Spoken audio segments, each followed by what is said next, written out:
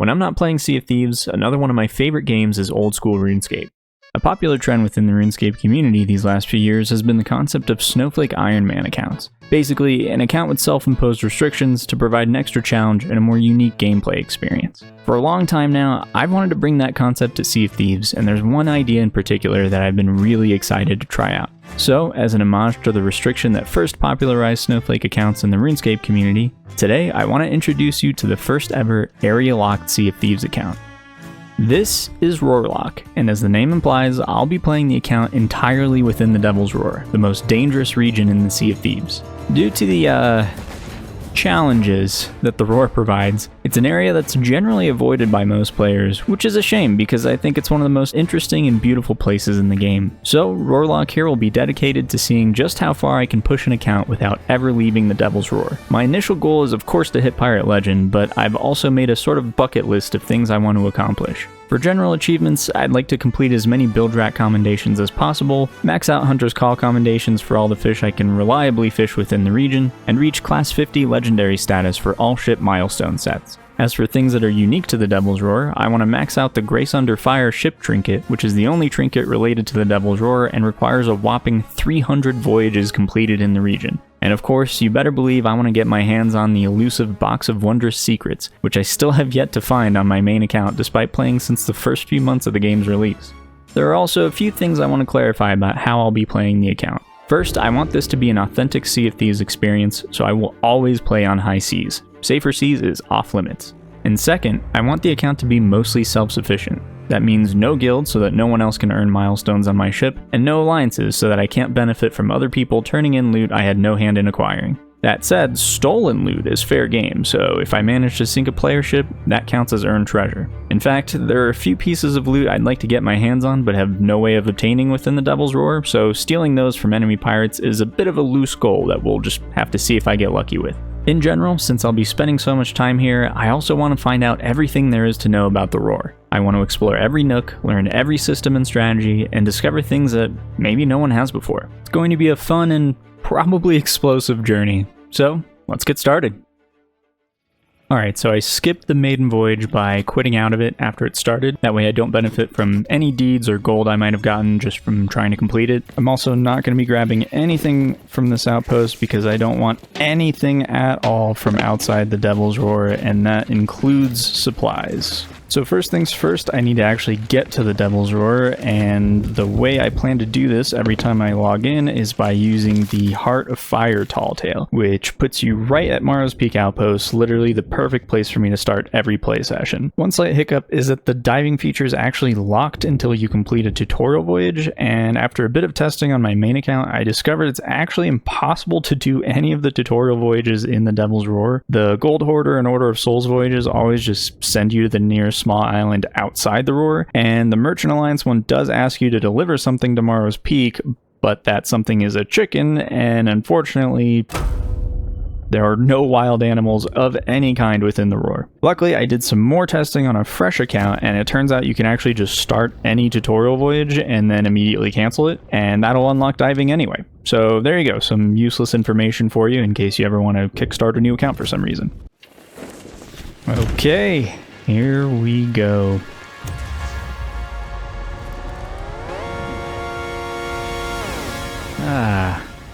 Home sweet home.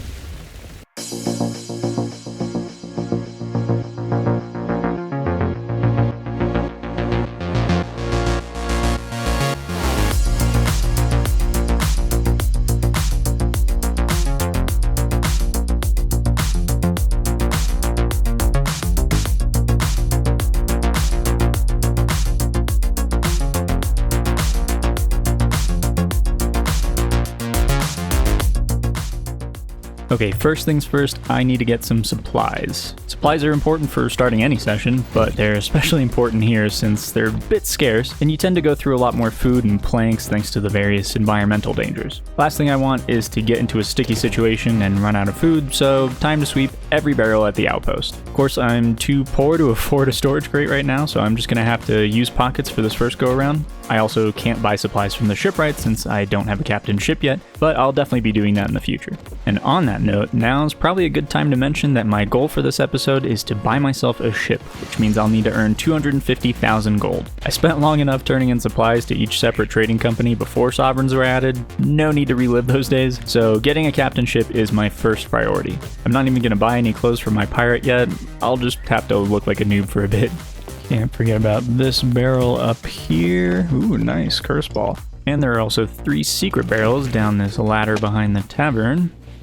Okay, we are set on supplies, time to get going, but of course there is yet another obstacle to starting our Devil's Roar journey. For any other region, I could start basic voyages for any of the trading companies and be on my way. But here, I have to do Ashen voyages, and since those are considered to be a slightly higher difficulty, even the lowest tier voyages have a level 10 requirement for their respective trading company. You can see here, I've used the like feature to easily browse the most basic Ashen voyages in one place, and all of them are still locked for me. So that means that to start things off, I'm just going to have to sail around and kill megs, sink skelly ships, and find random loot on islands. Ideally, I'll find some bottle quests along the way, and those will give me a huge boost since especially the Ashen ones are some of the most valuable quests in the game. I'm going to start things off by sailing to these 4 small islands here to the southeast of Maro's Peak, and then we'll see how things go from there. I do also have a side goal during these first few sessions, and that's to complete the Forsaken Ashes build track commendations. The ones I'll be focusing on for now are the Devil's Cartographer, which requires me to set foot on every island in the Roar, and the commendations for finding the remains of the Forsaken Shores Alliance members, which are scattered across a handful of the islands. Okay, let's see what we can find at this first island. Ooh, already a nice skull and a skelly captain. Very nice. It's going to be a good start to Order of Souls with these 2 skulls. And a free rowboat? Hell yeah. That will be actually even better for the supplies that are going to be in here. Nice! Another pineapple. That's a good start. I like this. It's a good sign. Okay. Not what I was expecting from the first buried treasure, but, you know, I'm just going to have to bury that back up. Obviously, the only place to turn this in is Reapers, and I can't go over there. So I'm just going to put that right back in here. If anything, that'll get me some quest board value, unlock some build track commendations. I'm also going to be checking in the water a little bit at each island I visit just to see if there's a box of Wondrous Secrets that happens to feel like showing itself. It would be absolutely crazy to get it this early on in the account, but I mean, it's worth checking just in case. You never know. I very much look forward to when the game stops giving me these tutorial messages for every single action I do. I don't know if there's a way to turn them off. I feel like anytime the Devil's Roar gets brought up, people talk about how much they hate the geysers, but honestly, if you get shot up by one, you just land on any piece of geometry, you can usually negate most of the damage. I mean, it'll still do a little bit, but if you can get a really good slant, it's definitely possible to negate the damage entirely. So just aim for rocks or trees or things like that. The benefit of having the geysers take out skeletons for you is, in my opinion, worth the minor inconvenience. Alright, nothing spectacular from that island. Hopefully the next one will be a little bit better. Basically, I just need a bottle quest. As soon as I get that, I'm pretty much set. Okay, Brimstone Rock, what do you got for me? That volcano is erupting, and I am within its range, so maybe we come back to this one later. Yeah, let's just come back later. The main thing you're looking for when you're in the Devil's Roar is these cinders raining down.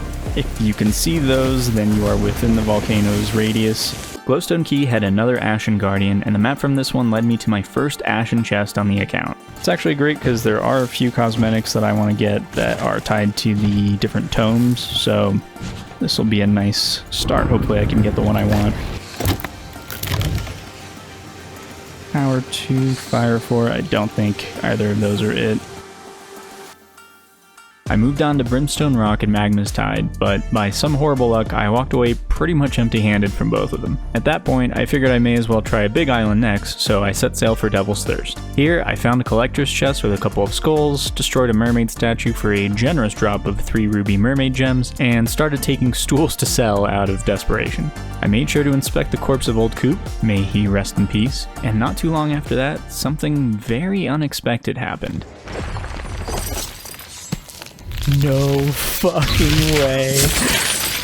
First day of the account and I get an ancient skeleton? Okay. I feel like that's Rare thinking I'm a new player and trying to be nice, trying to bribe me to stay. Thank you, Rare, I appreciate it. I definitely have things I want to buy on the Emporium, so thank you. After that incredible bit of luck, I decided to head back to Maros Peak to sell what I had so far and gauge how much more I might need to reach level 10 Order of Souls. The other Forsaken Shores Alliance corpses I needed to find were all at islands north of Maros Peak, so I figured making a quick pit stop wasn't a bad idea. Okay, let's see what that gets us. Some commendations should hopefully help. 3, 4... There's no way this gets me 10. Oh, 7. Okay, not bad, not bad. I'm just gonna sell the tridents and stools to Merchant Alliance because I have a feeling that's gonna be the toughest one to find random treasure for before I hit level 10. For the record, at the time of filming this episode, the ship speed update has not come out yet, so that is why my sales are still forward right now. I continued my journey by stopping at Forsaken Brink and Flintlock Peninsula for the corpse commendations. And there's my old friend, Hepzibah Jones. We miss you, man. And here we have Flintlock Bert, or as I like to call him, James Franco. And after that, the next half hour or so was filled with a bunch of firsts for the account. The first Skelly ship. Yeah, give me those scattershot commendations. The first Meg. Ooh! That was close. And, inevitably, the first instance of the island I was currently on starting to erupt. Drop sails, come on, come on. And we're out of here. Alright, we're out of the volcano's range. Just gonna put up sail and wait out here. Okay, never mind. Looks like there's a Skelly ship that wants to help me kill some time. Okay, nice. That was actually really helpful.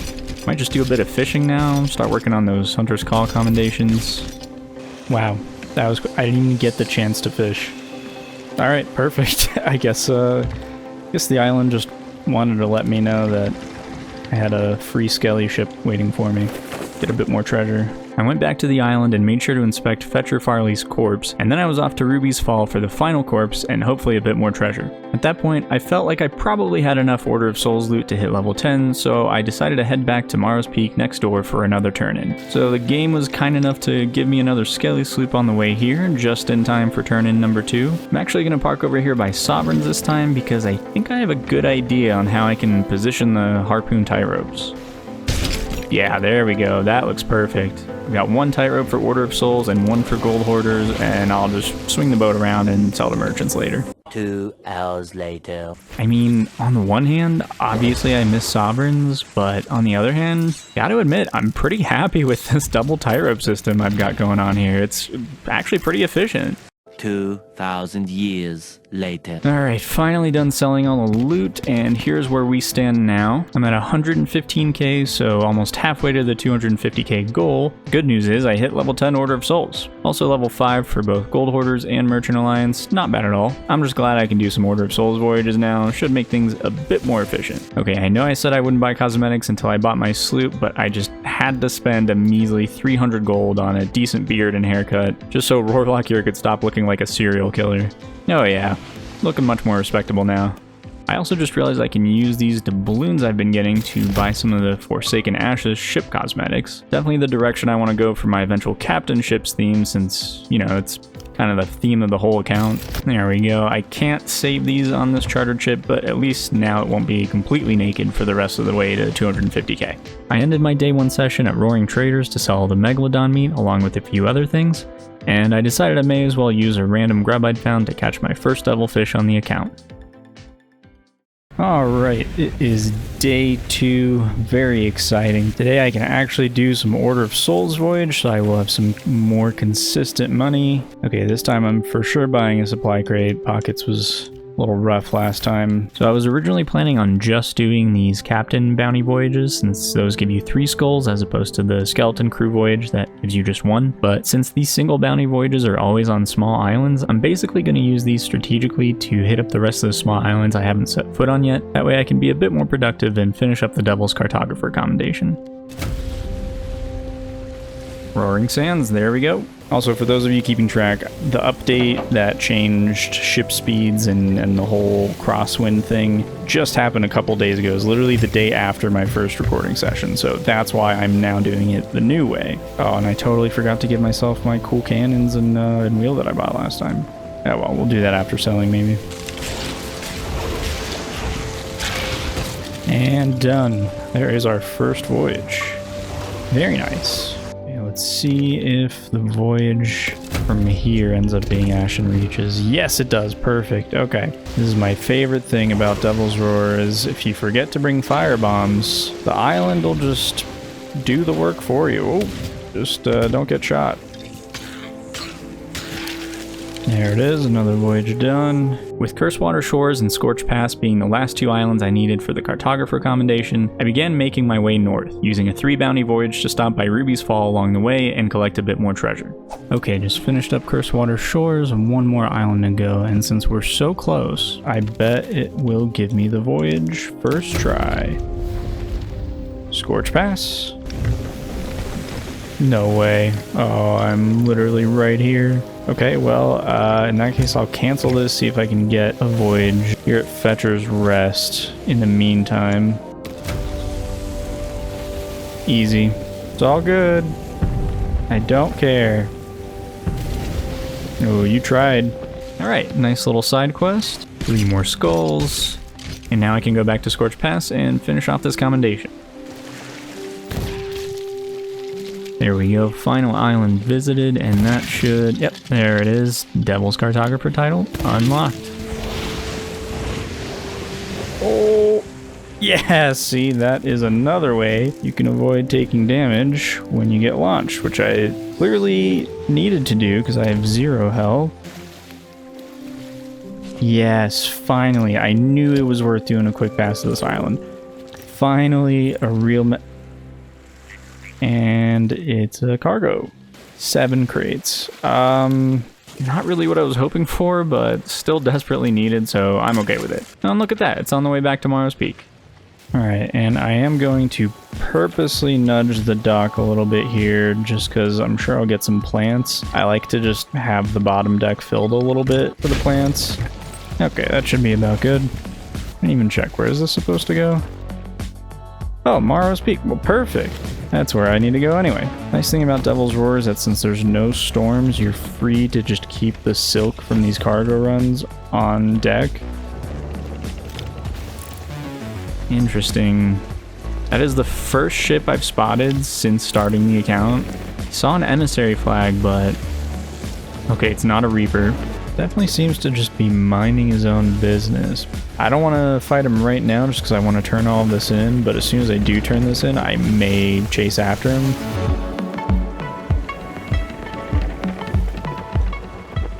Alright, this is my last skull and I'm still only level 12. Still a good ways to go, but at least now I have a good idea how much more I'll need to hit 15.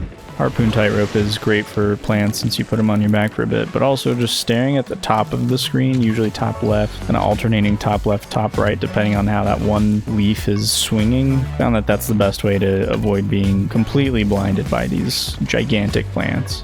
What the hell? There was a part 2 to my bottle quest?